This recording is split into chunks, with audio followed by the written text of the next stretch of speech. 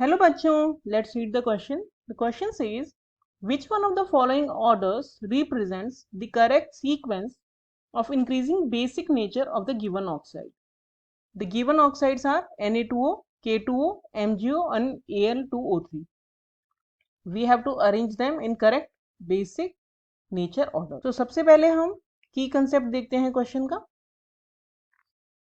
तो इस क्वेश्चन का की कंसेप्ट ये है कि जो बेसिक नेचर होता है किसी भी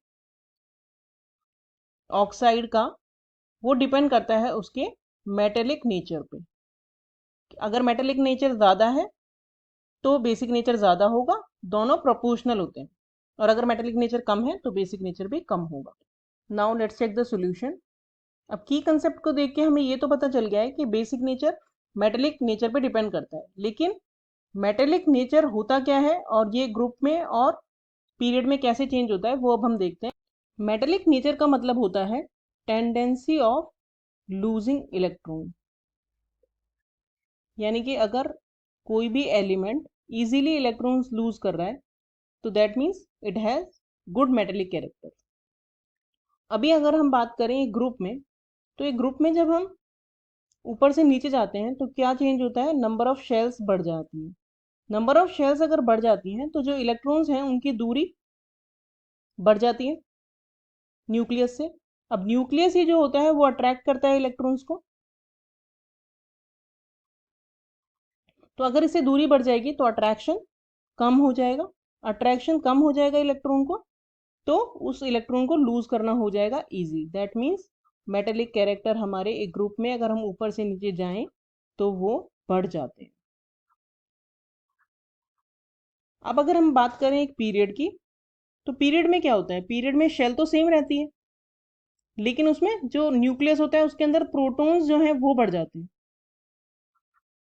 क्योंकि एटॉमिक नंबर बढ़ रहा है।